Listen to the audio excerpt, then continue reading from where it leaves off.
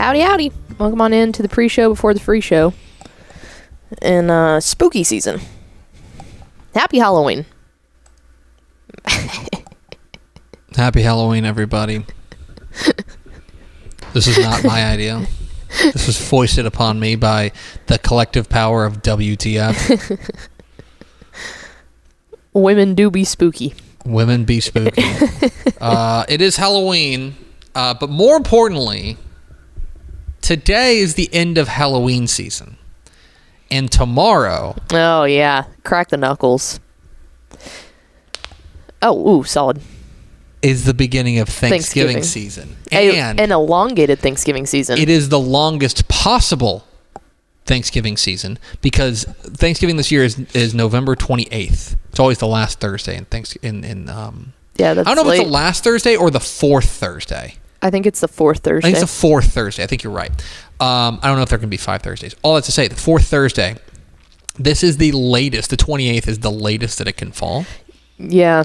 Which is usually because our very own Matt Stepp and a friend of the program, Goof, they share a birthday, which is November 25th. And usually the 25th or 26th is like the latest that we ever typically go on Thanksgiving. But yes. I feel like it can range anywhere from like the 23rd to the 28th. Yes, but it is very late this year, which means we get the longest possible Thanksgiving season, which we're excited about. Which rocks. Today, though, is Halloween, and we should celebrate Halloween. Spooky. I don't want to be like a hypocrite because I'm the person who says like we should celebrate each holiday as they come. We should not, for example, skip ahead. Don't skip Thanksgiving. But today's Halloween. Do you have Halloween plans, Ashley Pickle? Yeah, I'm gonna be hopping on the fan tonight with James Tritley. That's do well with him. I'll be on the fan at like 8:20 p.m. tonight. That's the only plans that I have. For what? This is news to me. To talk high school football. Wow. Yeah. With James Tritley. Mm-hmm. What's James Tritley doing? He's hosting. Wow. Yeah. What's he hosting? Whatever show goes on at 8:20. Okay, that's cool. Everybody tune into it's 105.3, the fan in DFW tonight. But that's all. That's the only plan that I have. Maybe if we get trick or treaters, Mallory and I usually hand out candy to trick or treaters. But that being said, I'm also going to be locked into College Station in Pflugerville Weiss. I will be locked into that. That's the one that I'm super excited for tonight. Live on Dave Campbell's Texan Live. So you have to do a radio hit at 8:20. Yeah. Which means you have to be sober until 8:20. Yes. Whew. T's and P's. T's and P's. I'll be thinking about you.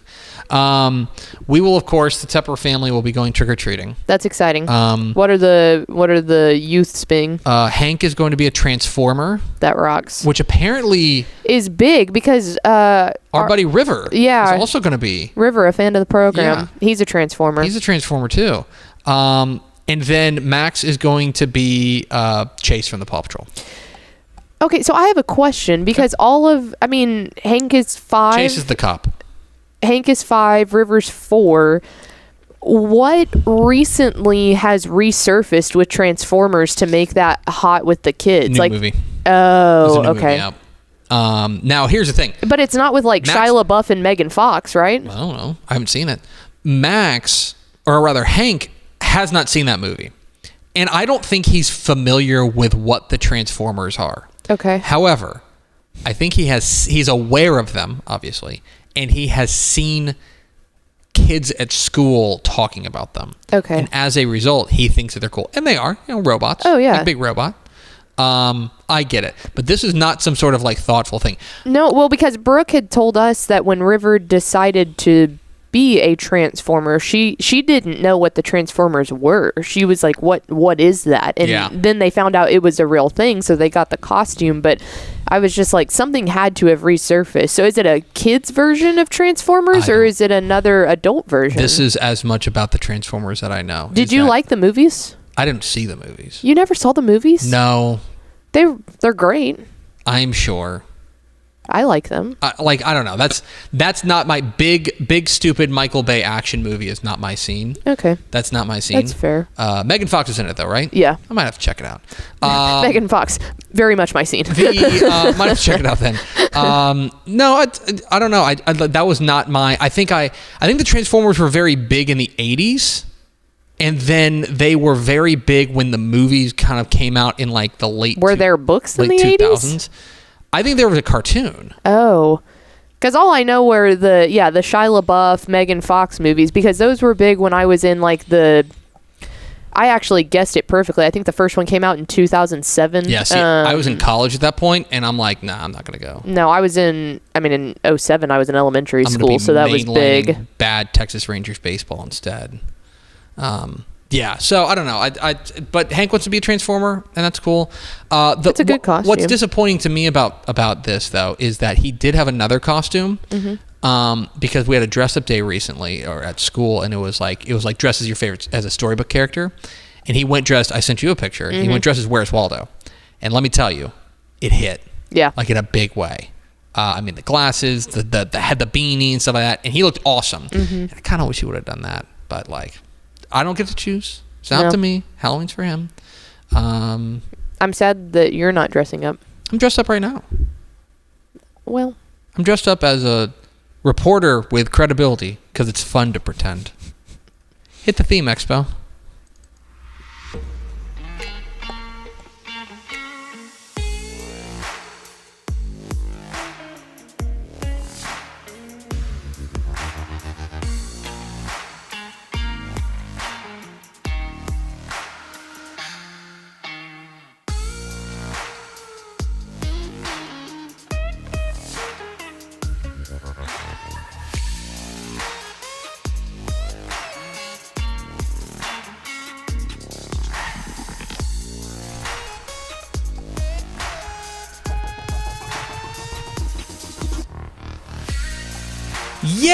Yes, y'all. From the new Dave Campbell's Texas Football Mothership here in beautiful Lewisville, Texas, it is Texas Football Today, a program that's feeling frightful. Ooh, spooky. My name's Greg Tepper. I'm the managing editor of Dave Campbell's Texas Football and TexasFootball.com. Thank you for spending part of your day with us. Whether you're watching us live at TexasFootball.com, Facebook, YouTube, Twitter, or you listen to us on the podcast, which you can subscribe to on the podcast vendor of your choice. Either way, thank you for doing your part to support your local mediocre internet show. I am sitting over there at the helm today at Mission Control, making us sound good. She is the Duchess of the Dorks. She is Miss 305. She's the queen of the spooky. She's Ashley Pickle, who's feeling fit and fine and nothing to report. Spooky season. I will take Queen of the Spooky. I like that. You are our chief spooky officer around here. I would like to think so. Our CSO. I'm glad that 5 years in, I finally deemed the title that I've always wanted. Yeah, that's a C-suite title. Yeah. But I get to be chief Thanksgiving officer then. That's fair. Oh yeah, no, I can divvy these. Yeah, CTO. Yeah. Today is Thursday, October 31st, 2024. 28 days to Thanksgiving. It is 4 weeks from today, folks. The time is now. Like, you are behind schedule. If you have not started planning, get your stuff together. Thanksgiving is on the horizon. At midnight tonight, it's Thanksgiving season. Yep. Gobble, gobble. Get ready. Happy birthday to, do you know anybody who was born today? No, but Rhonda Hartley's birthday was yesterday, and we weren't able to shout that out because we didn't have WTF, so I want to shout it out today. Happy birthday, Rhonda. Happy birthday, Rhonda. Happy birthday to Carrollton R.L. Turner alum Robert Van Winkle, better known as Vanilla Ice. Man. He's an R.L. Turner Lion. What a transition from Van Winkle to Vanilla Ice. Like, it's episode 1812. On today's show, folks, it's a very sinister episode of Texas Football Today. First, we will have my top 10 eerie Texas high school football games of the week. Ooh. After which, we will have a major spooky Dave Campbell's Texas football announcement. Stay tuned for that. After which, we will have we'll be joined live by the terrifying head coach of the Tomball Cougars. Coach Dave Handal will join us. Then we'll have the picks, my hair-raising predictions for Week 10 of the Texas high school football season. We'll round it all out by having an unsettling conversation with Craig Way, Texas High School Football Hall of Famer, who joins us every Thursday, especially this spooky Thursday on Texas Football Today. So hope you will do all that. We'll round it all out with final thoughts, answer a couple questions at the end of the show. All good? Pot right? Spooky. Do we have a horrifying, an unnerving first four through the door? How many synonyms do you have pulled up right now? Do you want me to tell you the truth? I asked ChatGPT for 15 synonyms for spooky. Okay. So I got 15 of them. That's solid. Yes, we do. It is TJ Hudson, jersey number 69, nice. Joey Hill, and Coach Terry Crawford. Also, we have compliments going on that our picture quality is better than normal. We got big boy lights. Oh, is it? Did we? Big boy lighting. Is that right? How cool is that? Look at us. Hey. Who would have thought? Not me. It is week 10 of the Texas high school football season. It is actually, I put this out on Twitter yesterday. This is the biggest week of the Texas high school football season left. Next week, there are fewer games than this week. And then after that, the playoffs. And then obviously each week, there's fewer teams playing each week. So really soak this in. There's 670 games scattered across the state. That is the most that we will have until August 2025. So really cherish it, folks. But of those 670, I decided to pick one out of every 67 for my top 10 Texas high school football games of the week. We will start at number 10, San Antonio J and San Antonio Southwest. And perhaps you're thinking, what? Why would we do that? Well, allow me to tell you, Ashley Pickle. Okay. This is one of two matchups of unbeatens in UIL Texas high school football this week. Only two. This is for the district championship fundamentally down there in San Antonio in District 14-5A Division 1. And for John Jay, they are off to an absolutely fabulous start, undefeated, and a lot of it, I think, is because of the hard-charging running of Nicholas Rios and what has been a very, very sturdy defense. They have given up just 56 points all season, one of the very best defenses in Texas high school football, taking on a San Antonio Southwest squad that has also been fantastic. They've given up fewer than 10 points per game to start the year. Their defense has been excellent, and furthermore, they're getting some big-time playmakers getting going, including their quarterback, AJ Franco. I think this is going to be a low-scoring slugfest and an opportunity for Jay. I think I looked this up. This would be their first, if they could win this game and then win next week, this would be their first outright district championship since like 2009. So this would be a huge deal down there. It's a big game in the Alamo City down there as San Antonio Southwest welcomes in San Antonio Jay. Number 9. Brownwood and Stephenville. One of the great rivalries in Texas high school football is renewed, and two programs that are kind of in different places right now, and both of them need a win kind of, I think, for different reasons. There's a battle of 377, but Brownwood's up and down year with a young team has made it a little bit kind of interesting in this one. I think that their quarterback, Judson Colson, has started to grow up in the role as well, but he's going up against a Stephenville team that looks complete. Their one loss on the year is to a team from, I want to say, Louisiana, and it's a good team from Louisiana, I think it is. But they are, quarterback Ryan Gafford's been fantastic. Tristan Gentry on Sarah Wilkerson, they've got weapons. But my question is going to be on the defensive side. Their defense has been beat up at times. Can the defense slow down Judson Colson? The other thing to remember is that this is a rivalry game, and so anything can happen. It's a big game there, the Battle of 377. You can check that out this week in the big country. Number 8. Houston Kincaid versus Houston St. John's. This is the biggest private school game in the state this week, and from an SPC perspective, I think this is the biggest game of the year. These two teams have both been absolutely fantastic. Kincaid is 8-1 in the year. Their one loss on the year is on the road at Gunner in the opener. But since then, they have been rolling, especially on the defensive side. I've been very impressed with what they've done defensively. Going up against the St. John's team that is looking to knock off their rival, and they do so with big-time offense. This is offense that's averaging more than 44 points per game. Kind of strength-on-strength matchup in this one. Huge game for Kincaid. They can clinch the district championship if they get this win. And for St. John's, they can kind of create a lot of chaos there between them, Bel Air Episcopal, and Kincaid if they can get that win. So it's a huge private school game. The private school game of the week, Kincaid and St. John's. Number 7. Tomball and Klein Cain. We're going to talk with the head coach of the Tomball Cougars, Coach Dave Handal, coming up here. Spooky. The computer's haunted. Tomball and Tomball Klein Cain. We're going to talk with Dave Handal, the head coach of the Tomball Cougars, coming up here in just a little bit. One thing, this feels like the real big test here for Tomball. They're 8-0, or they're 8-0 on the year. They might be the quietest 8-0 team in Texas high school football, and it's hard to kind of pinpoint exactly what they're hanging their hat on, except for this.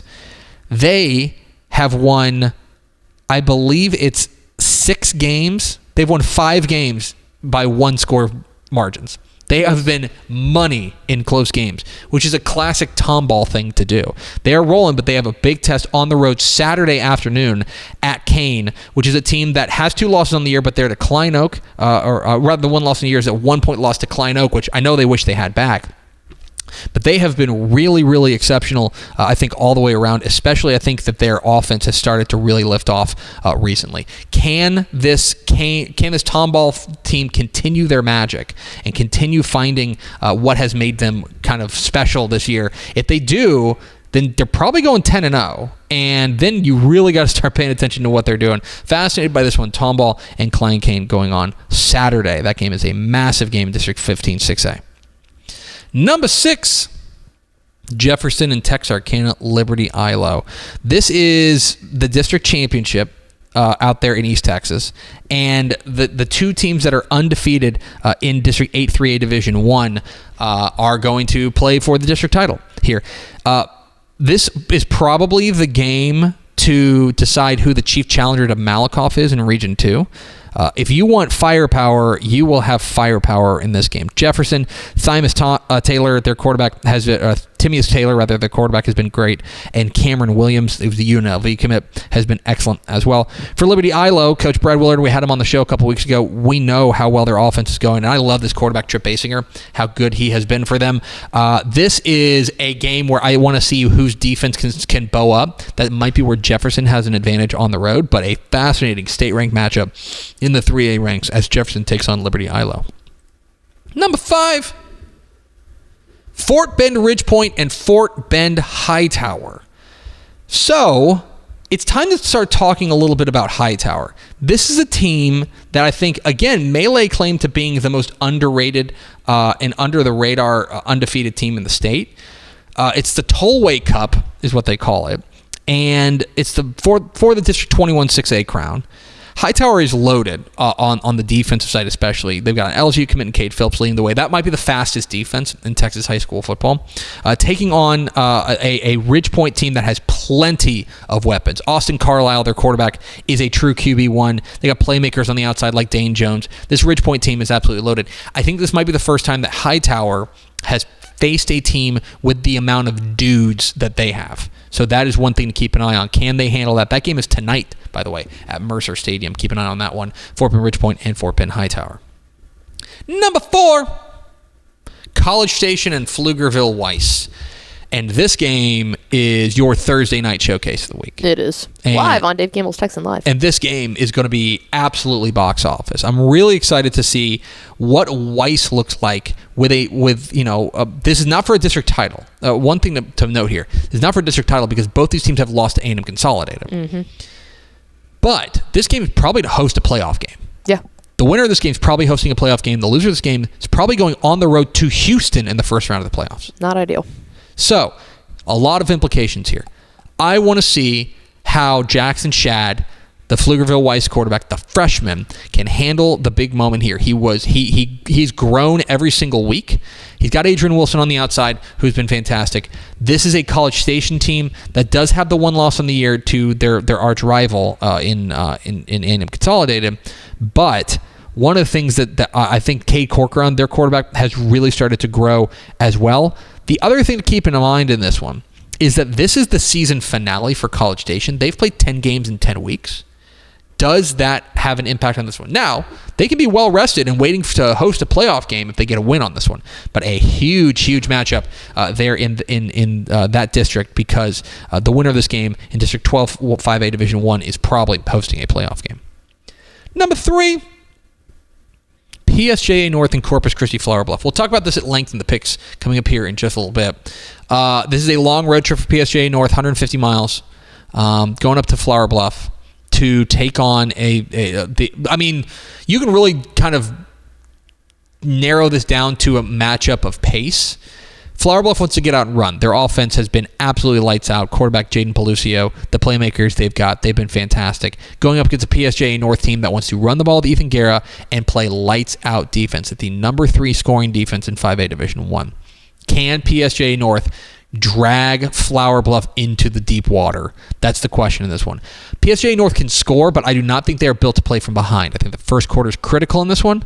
Fascinating matchup there for the district the district title 15-5A Division 1. Number 2, Munster and Collinsville. This is actually number 1 versus number 2 in the 2A Division 2 rankings, in the computer rankings rather.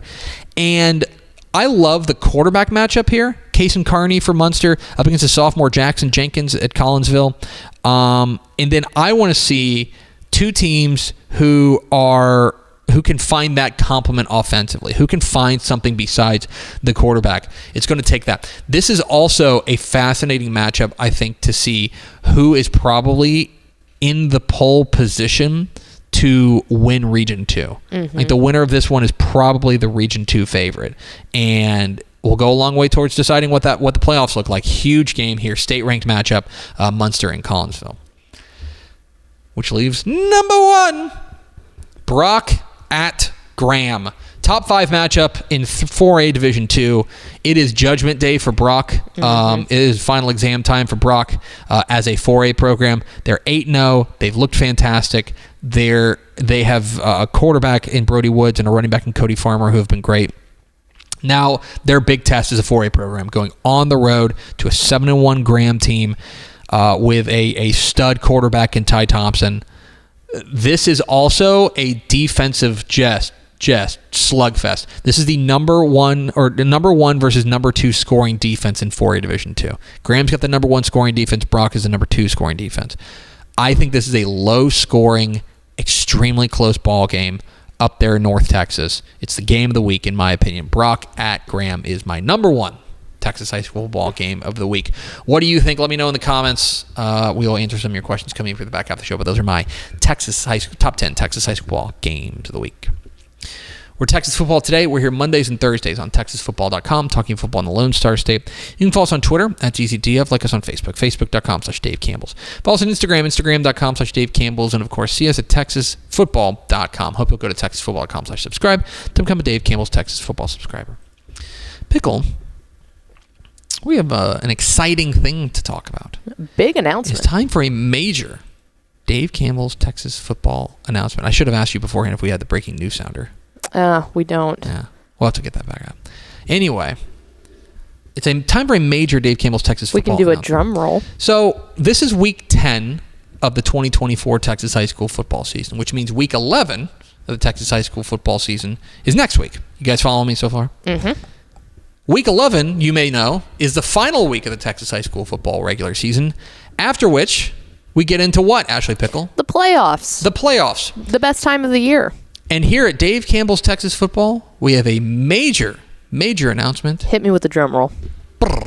And boom! Saturday, November 29th, 10:30 p.m., live from the Dave Campbell's Texas Football Studios in Louisville, Texas. It is the Dave Campbell's Texas Football Tonight playoff bracket reveal show. We will be revealing all 12 UIL Texas high school football playoff brackets live on the air here Saturday night, November 29th, 10:30 p.m. We will break down every single bracket across the state of Texas in the UIL. It is the Dave Campbell's Texas Football Tonight playoff bracket reveal show, starring Matt Stepp. Also, I'll be here, featuring Ishmael Johnson, Mallory Hartley, Greg Powers, and Carter Yates. You can watch it wherever you're watching the show right now on TexasFootball.com, on Facebook, YouTube, or Twitter. We will be live Saturday night, November 29th, 10:30 p.m.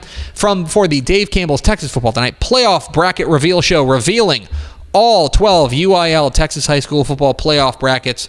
Make sure you join us live on Saturday night. Just, cozy up.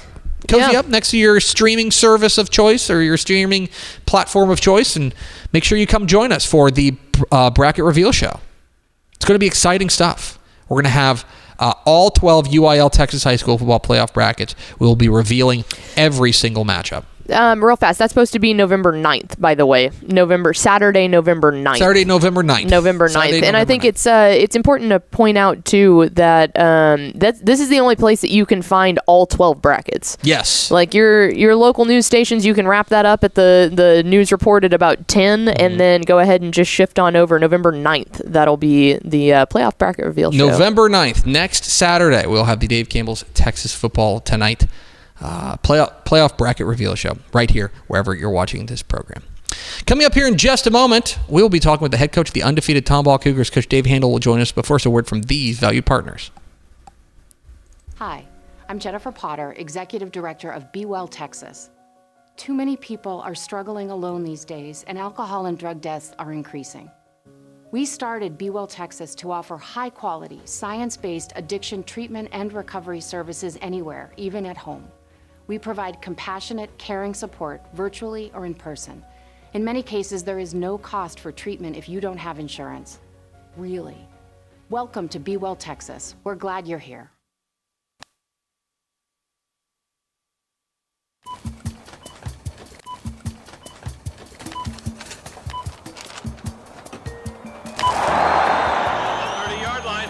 The 20, the 10, touchdown!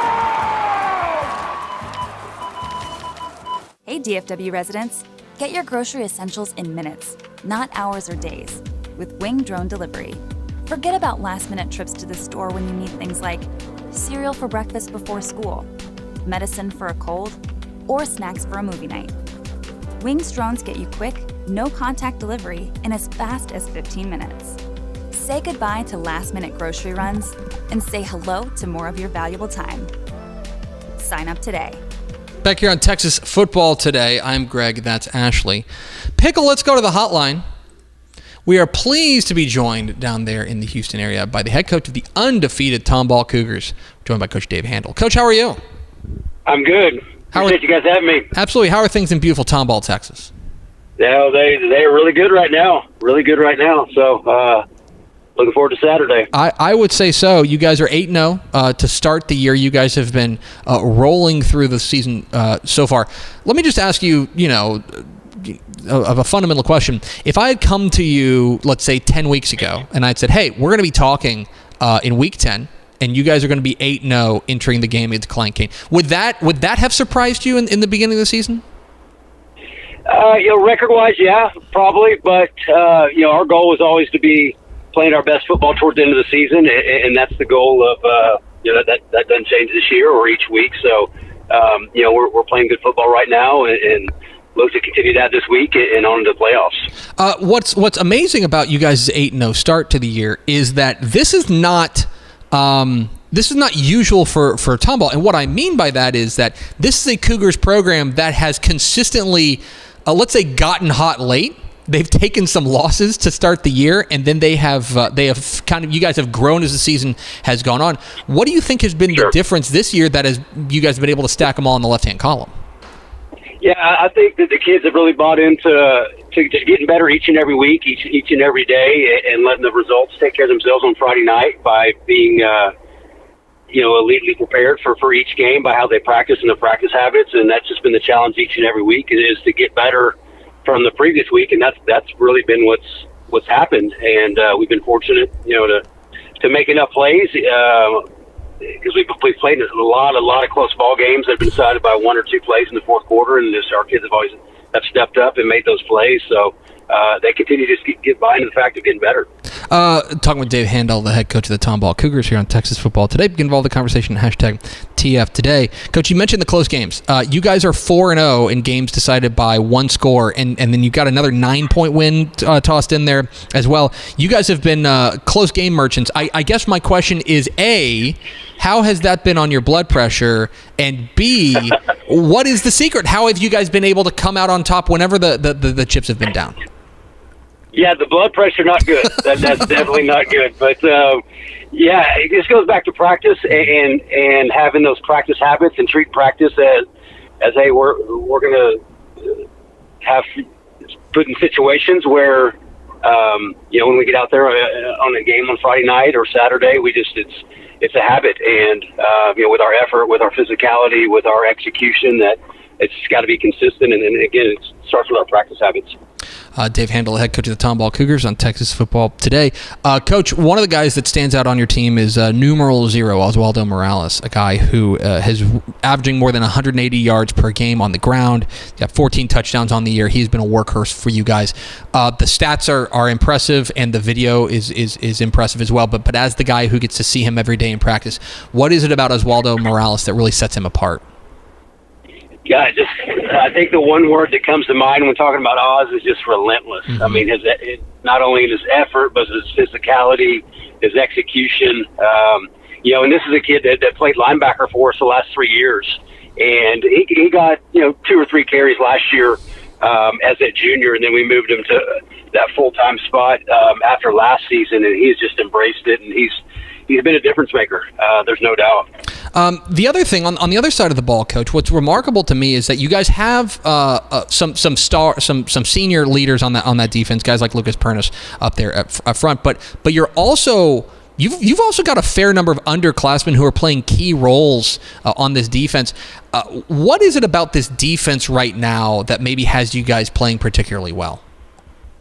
I think the biggest thing is that we're playing complementary football where the offense is taking care of the defense and vice versa. That when the defense needs to make a big play for the offense, they've been making them, and they've really bought into that and bought into that type of football. And their confidence gains each and every week because like I said, we do have a lot of young guys playing, and they've stepped up. And a lot of people going into the season asked me about this being a rebuild year, and and I tell our kids that we don't rebuild, we just continue to reload, and that's what they do. That's what they're doing right now.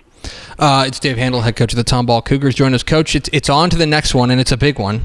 Saturday afternoon, you guys are on the road at Klein-Cain to take on a Klein-Cain ball club that is also vying for at least a spot, a share of the district championship. I know you guys are in the lab. I don't want to ask you to give away your game plan, but when you take a look at what you guys are up against with the Hurricanes on Saturday, what do you see? Yeah, it's no surprise with what they do offensively, and Coach Clancy does a great job, and they're so explosive with their offense. We just have to find ways to control the clock, control the ball, move the chains, and keep them off the field and limit their opportunities offensively. If we do that, we feel like we have a good chance to be right in the middle of things in the fourth quarter. If not, then it could be a long afternoon for us watching their offense go up and down the field. Yeah, but at the same time, Coach, if it's close in the fourth quarter, I mean, history has shown that you guys will probably be fine, right?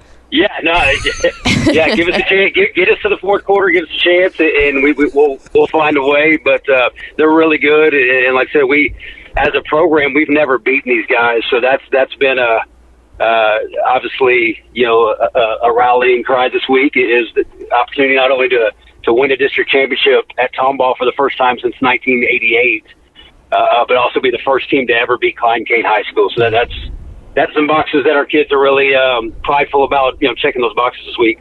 He's Dave Handal. He's the head coach of the undefeated Tomball Cougars. Big game this Saturday against Klein-Cain. Coach, we sure appreciate your time. Congratulations again on the fantastic start, and looking forward to seeing what your boys do on Saturday. Absolutely. Thanks for having me. Absolutely. There he goes. Dave Handal, head coach, Tomball Cougars, join us here at Texas Football Today. I mentioned it, arguably a real argument to be made that they're the most under-the-radar undefeated team in Texas. If they beat Cain, they will be firmly on everyone's radar because, look, if you take a look at their schedule, they play Klein Forest next week. They're going to be favored over Klein Forest. Klein Forest has been eliminated from playoff contention. They can win their first outright district championship since the 80s. I mean, that would be a huge, huge deal for Tomball. And then, he mentioned they've never beaten Cain. Cain's a relatively youngish program, but still, I mean, they are one of the standard bearers down there in the Houston area, and this would be a huge, huge victory for them on the road. It'll be a tough test, but they have proven, again, get them in a close game, and they will find a way. They will scrap and claw. So we're excited to see what they do on Saturday. Big game there. We appreciate Coach Dave Handal hopping on with us. We are Texas Football Today. We're here every Monday and Thursday on TexasFootball.com, talking football in the Lone Star State. You can follow us on Twitter at DCTF. Like us on Facebook, Facebook.com/Dave Campbell's. Follow us on Instagram, Instagram.com/Dave Campbell's. And, of course, see us at TexasFootball.com. I don't know which of these two you have loaded up first. The way that you put them down. Visit Lubbock. Let's talk about our friends at Visit Lubbock. It is the Visit Lubbock Spotlight Game of the Month going on tonight. A very spooky Halloween edition of the Visit Lubbock Spotlight Game of the Month, featuring the Abilene Eagles taking on the Lubbock picking on Lubbock Monterey, and a huge opportunity here for Monterey to make some noise. This is a critical game in District 2-5A Division 1. Abilene High looking to more or less sew up a district championship, but they got to take on a surging Lubbock Monterey squad that has its eyes on a share of the district championship. They can nab a playoff, a home playoff game with a win here. Abilene's had some magic. They won last week on a punt return, a kind of a free kick return from Ryland Bradford in the final minute. But for Monterey, their offense has been fantastic. Kyrie Baxter, their running back, has been terrific. This could be a high-scoring shootout there at Plains Capital Park there in Lubbock. Make sure you go out there, and if you're heading out there, make sure you check out TexasFootball.com for all the stuff you can do out there to make a whole weekend of it out there in the Hub City. It's the Visit Lubbock Spotlight Game of the Month. Abilene taking on Lubbock Monterey. Let's also talk about our friends at TxDOT, and specifically the TxDOT Roadshow Game of the Week with a really interesting game here between Ingleside taking on Cuero. You don't have to worry about Cuero folks showing up for this game. I will tell you that much. This is a fascinating matchup as Ingleside 5-4 takes on a Cuero program that is looking to surge into the surge towards a district championship. This is an Ingleside, or rather towards the top 2 spot in that district. Make sure you go check out our friends there at TxDOT. Be sure to look out for the TxDOT Roadshow at the game, where fans can participate in VR experiences, interactive video screens, quizzes, giveaways, and much more. TxDOT reminds fans to be careful on the road and follow the speed limit, slow down when there's heavy traffic, road construction, or bad weather, and always buckle up. Make sure if you're a Cuero fan or you're an Ingleside fan, you go check out our friends at TxDOT at the TxDOT Roadshow Game of the Week there as Ingleside takes on Cuero at beautiful Gobbler Stadium there in Cuero. So appreciate our friends at TxDOT, and make sure you go visit them. They got cool stuff going on there, and they're telling Ashley Pickle to slow down. Slow down, Ashley Pickle. No. Okay. All right. Week 10 of the Texas high school football season is upon us. Big games all across the state. One person had the courage to edit this video. That's Vianney Moreno. But I sat in front of a camera for a while and took a lot of takes to make sure I got this right.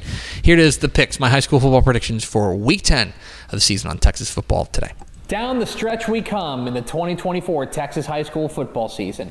These are the picks.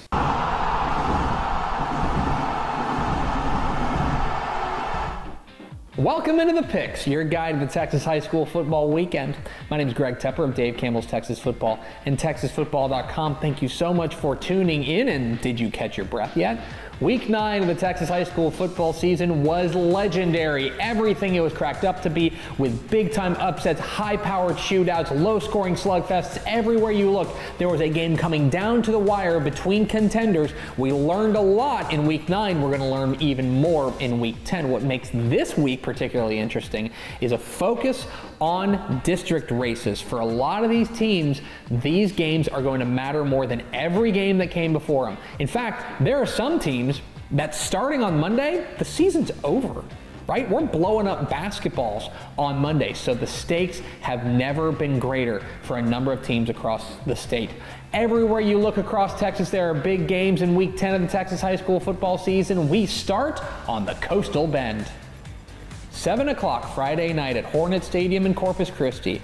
It's a matchup of unbeatens for the District 15 5A Division I title as the PSJA North Raiders visit the Corpus Christi Flower Bluff Hornets. What are the keys to this matchup? Key number 1, strength on strength. There is no doubt what the showcase showdown is when these two teams get together, and is when Flower Bluff has the ball, because you will have one of the best offenses in Texas going up against one of the best defenses in Texas, and that is going to be worth the price of admission. For Flower Bluff, their offense has been out of control with quarterback Jaden Pelucio. He has been so good this year with a big-time weapon on the outside, and Andre Mims leading a bevy of options on the outside for Pelucio. This offense is the number 4 scoring offense in 5A Division 1.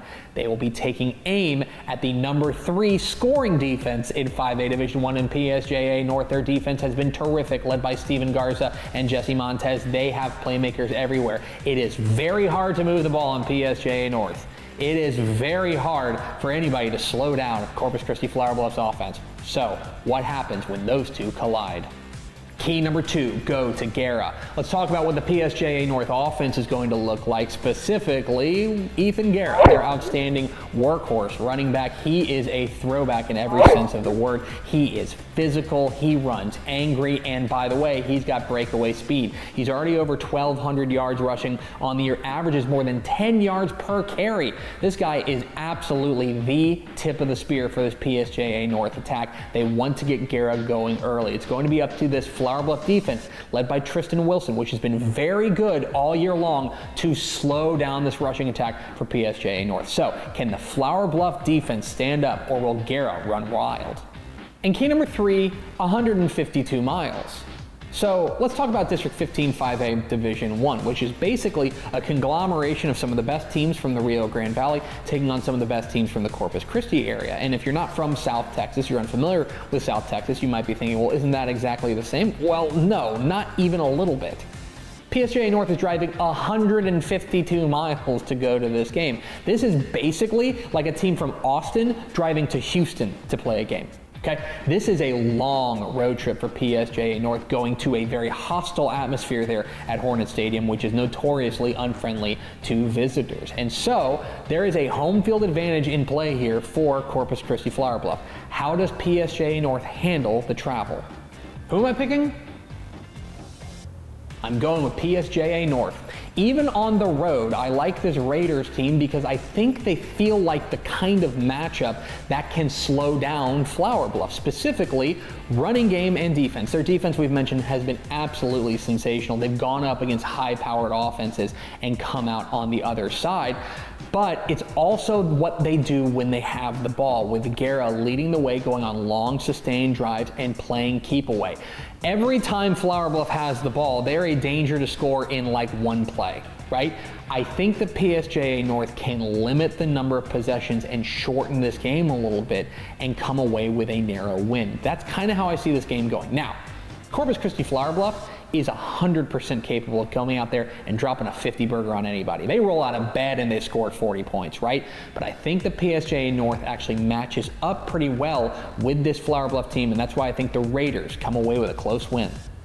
From south to north, 7 o'clock Friday night at W.L. Stevenson Sports Complex in Collinsville. It is a state-ranked matchup of 2A Division II stars as the Munster Hornets take on the Collinsville Pirates in a game that's actually number 1 versus number 2 in the Dave Campbell's Texas Football Computer Rankings. It's also, I think, an opportunity to spotlight 2 of the budding young quarterback stars in small school football. For Munster, quarterback Kason Carney has been terrific as a junior, and this sophomore signal caller for Collinsville, Jackson Jenkins, is a name to know moving forward. But what I want to know is, going up against good defenses, which team can be more multi-dimensional? Nolan Peel has done a great job running the ball for Munster, and I think that Garrett Trevino has to play a big role at the running back spot for Collinsville if they're going to come away with a win. I think this is the hardest game to call of the week. This feels as coin flippy as it gets. And so, even though Collinsville is at home, I think Munster is a little bit more battle tested, and I think that,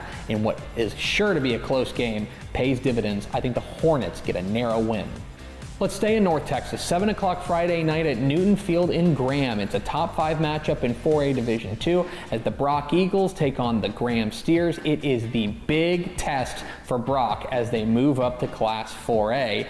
This was the game that, when realignment came out, we had circled, and it has arrived, and wouldn't you know it, it's a top 5 matchup. This is also going to be a defensive masterclass because these 2 defenses have been absolutely terrific. Graham is the number 1 scoring defense in 4A Division II, led by guys like Brew and Wright.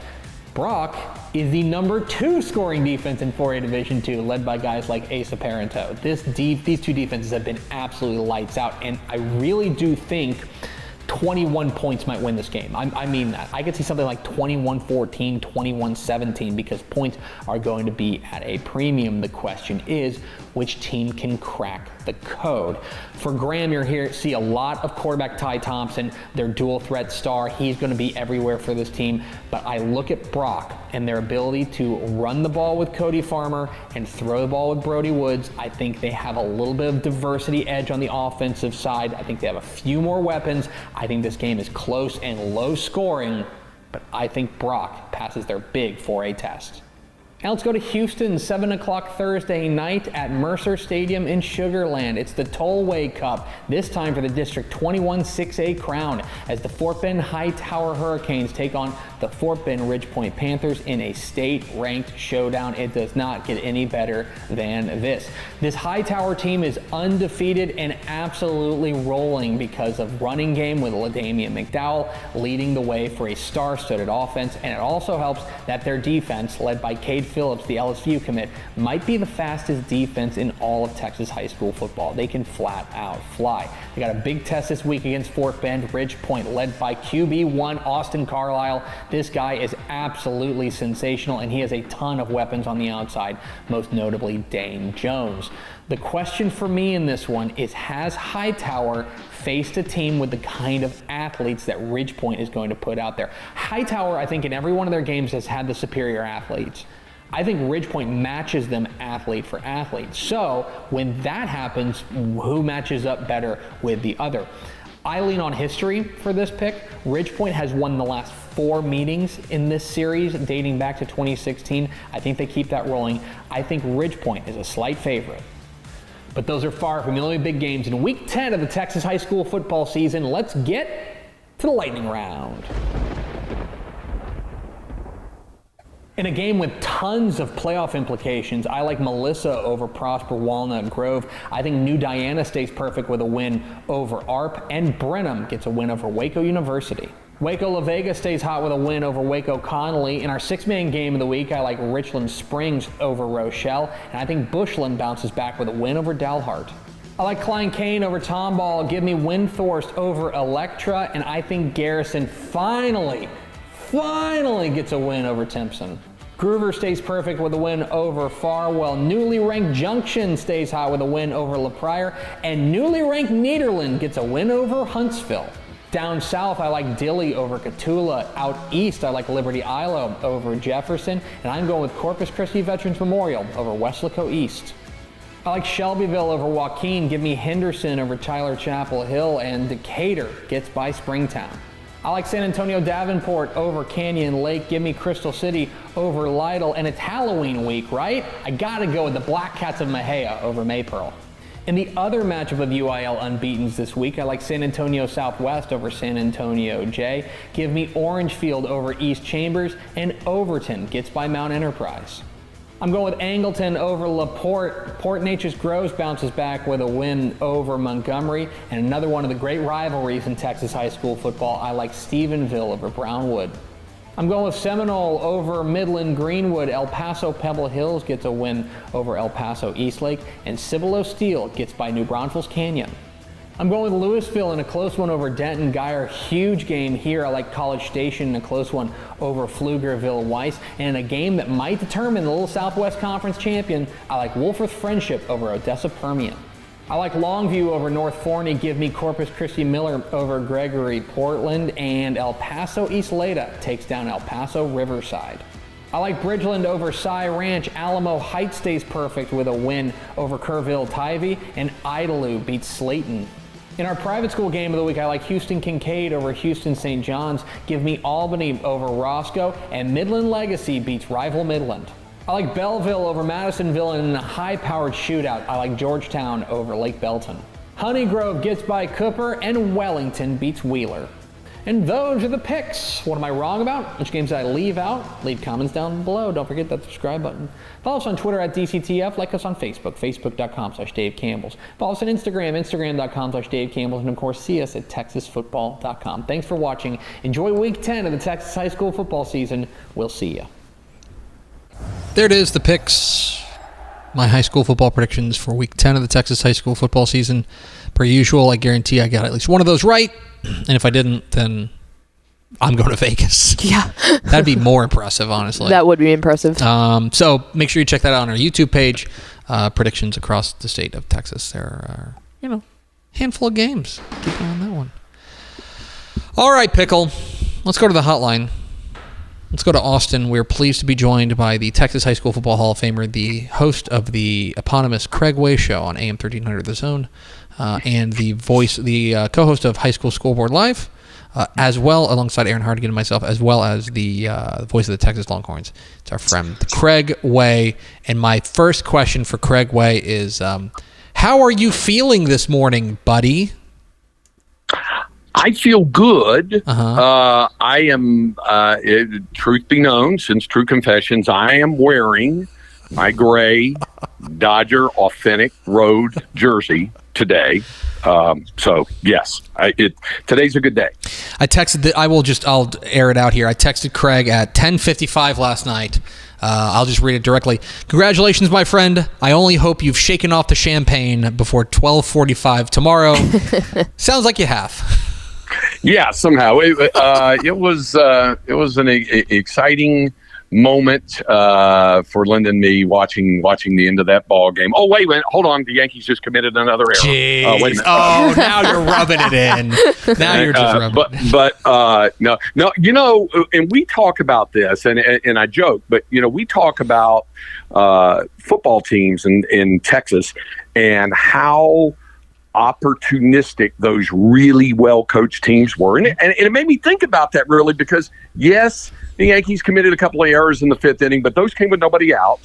And even after Garrett Cole didn't cover the bag and a run scored, there were 2 outs. It was still a 5-1 game. He only had to record one more out. But Freddie Freeman, 2-run single, and then Teoscar Hernandez, 2-run double, and the whole game turned on its head from there. But it made me think of high school football teams in this state who, given an opportunity, if you open the door, are going to walk through that door and make you pay for it. And we've seen it time and again during this high school football season. How's that for a segue? That's an excellent segue, because it's a great point, because I think of teams like, we always talk about, like Highland Park, Aledo, Port Neches Groves has joined that list. I think Carthage is good. Programs like that, where they pounce. They pounce on your mistakes better than almost anyone, and certainly the Dodgers pounced on them. We're thrilled for you, buddy. Even if they took and if the Rangers have to give up the crown, I'm glad to give it to you. As you like to say, those teams you just mentioned are vampires. You better make sure you kill them off. Yes, absolutely. All right, so let's talk a little bit about. First, I want to talk a little bit about the Texas Longhorns. You went on the road to Vanderbilt last week, and the word "survived" has been used. I think Vanderbilt's a pretty darn good ball club, and they came and Texas went in on the road and showed that road games are pretty difficult. My question for you is, when you take a look at where Texas stands right now, coming off of their first loss of the year, and now following that up with a gutty, gritty road victory over Vanderbilt, as they head into this final stretch of the season, what do you think is the state of the Longhorns right now as they enter this final stretch of SEC play? Well, we've heard coaches say this many, many times, especially after sustaining a loss, when they like to use the phrase, everything we have, every goal we have is still in front of us, that sort of thing, because their primary goal is to try to win the Southeastern Conference. Now, their margin for error, I think, has gone out the door, especially with the rise of Texas A&M and what the Aggies are doing. And boy, have you seen the ticket prices for that game on November 30th, what that looks like now?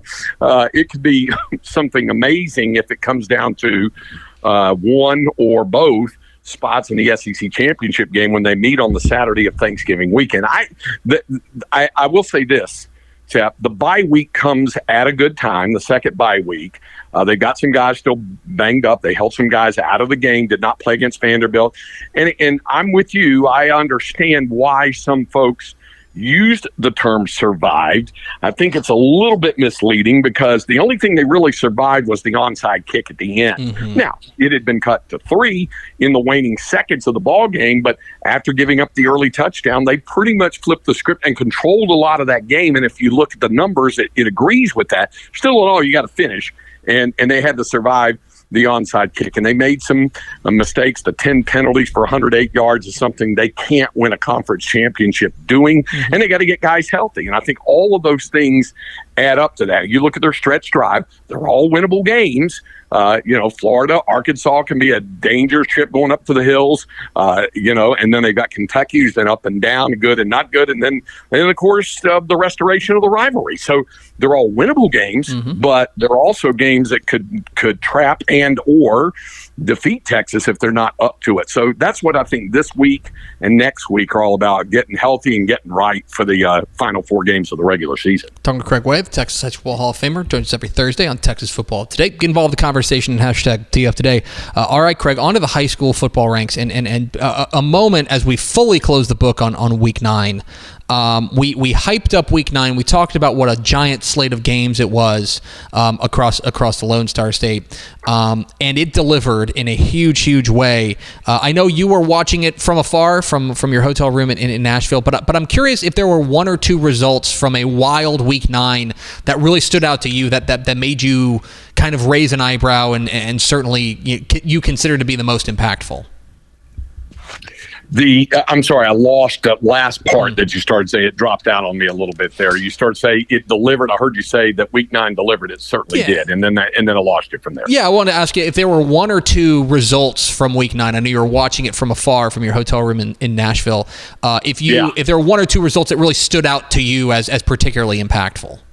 Well, I do think obviously that North Shore Atascocita was the battle that it was all as advertised. Clearly, and that was proceeding, and there's a good chance, and you said this on the show, and I'm in complete agreement with you that might only be part 1. However, they're still the boss. North Shore is, and Atascocita is going to have to prove it.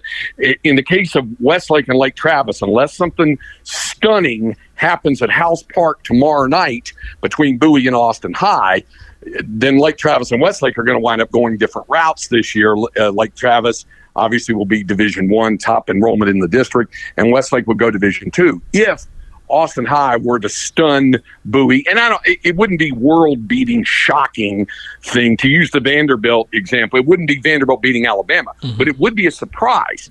And if it were to happen, then you're looking at Westlake probably looking at the D1 route. And you talk about that like we did last year, Tap. Remember we talked about a fully loaded D1 bracket in 6A? You'd have that added to the mix as well. But if the expected happens tomorrow night and Bowie wins the game, then Bowie will be the other D1 school, and then Westlake will, take its shot in Division II, which also has plenty of good candidates as well.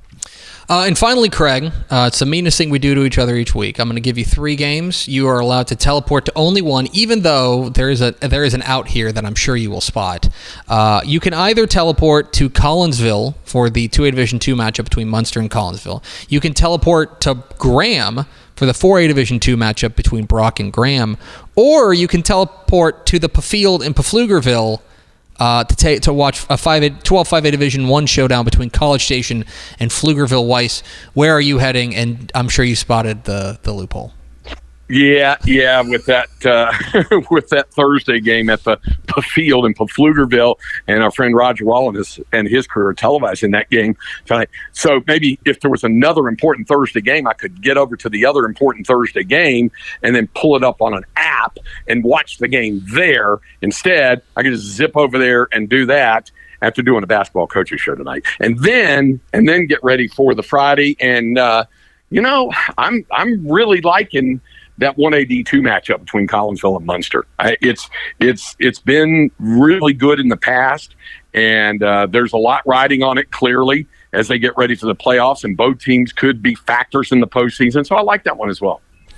He's Craig Way. He's a Texas High School Football Hall of Famer. You can hear him on the Craig Way Show on AM 1300 The Zone there in Austin. You can see him on High School Scoreboard Live tomorrow night alongside Aaron Hardigan and myself. And then you can hear him on the column Texas football, basketball, every sport, field hockey. He doesn't stop. Water polo. He can do all of it. Craig, appreciate your time, my friend, and I will see you tomorrow. You two are welcome to join me in Vegas on Monday if you want. Basketball season opens against Ohio State at T-Mobile Arena in Las Vegas on Monday night. That seems like a good work expense for us, honestly. Let's big into basketball coverage. See if we can work that out. Thanks, Craig. All right, we'll see you. There he goes, Craig Way, the Texas High School Hall of Famer. Joins us every Thursday here Thursdays. Texas Football Today. Exciting times ahead, and I know Craig is geeked up. There's nobody who enjoys the idea of unwrapping the present more than Craig Way. And actually, speaking of unwrapping the present, a reminder, we announced it earlier, coming up next Saturday, November 9th, the playoff bracket reveal show. 10:30 p.m. live, wherever you're watching this. We will reveal every UIL Texas High School football playoff bracket live on the air. Dave Campbell's Texas Football Tonight exclusive, hosted by myself and Matt Stepp, featuring Ishmael Johnson, Mallory Hartley, Greg Powers, and Carter Yates. Ashley Pickle will be involved, but she just won't be on the air. I will be behind the scenes making it work. Correct, but we're very excited about this. It's Dave Campbell's Texas Football Tonight playoff bracket reveal show coming up next Saturday. 10:30 p.m. You got to tune in if you want to see all the brackets. Live. This is the exclusive reveal of all the UIL Texas High School Football playoff brackets. Make sure you come and hang out with us and check out what the brackets are going to look like. Let's go over to Ashley Pickle for America's second favorite segment. Final thoughts. What have you dressed up as for Halloween in the past? My best Halloween outfit was, I was in college, and this is a dated reference, but I went as Quail Man. Yeah, no. Quail Man was the alter ego of Doug Funny on the eponymous show Doug. It was his superhero, and I don't know any of these words that are coming out of your mouth. It was on Nickelodeon. Oh, okay. Google Quail Man. That's what I went dressed as one year. That's probably the best that I've done. I also went as Big Tex the year he burned down. So were you burnt? I burned half my shirt and put soot all over my face, and it was very good. Those are probably the two best. It was very good. Those are probably the two best. Last year, Mallory and I was Dwight Schrute, and she was Mose. She was Mose. And it was incredible. I don't think we will ever have a Halloween costume that will top that. It was well done. That's pretty good. Absolutely. I think that's the biggest thing. So that was very good, and she was a very good Mose. Yes. Just the shirt that said fear. Yeah, it said fear. Very good. We got one more? Yes, we do. Which Texas high school football mascot would make the best Halloween costume? I don't know, but I can tell you that Arlington Bowie is the greatest Halloween name. I would say that a Mejia Black Cat is obviously in the mix. The Dumas Demons. Or the Bay City Black Cats, I should say. Yeah. The Dumas Demons are in that mix. Can something look like a ghost? I don't think so. Yeah, there's no specters or ghouls. Ghouls. Yeah, I don't know. The Groveton Ghouls. That's what they should have been. That'd be good. More alliteration. Well, it's funny because for every holiday, it does seem like we have a natural like St. Patrick's Day. Mm-hmm. Shamrocks of Fighting Irish. Yeah. Right. For Easter, there's the Atlanta Rabbits. Mm-hmm. Right.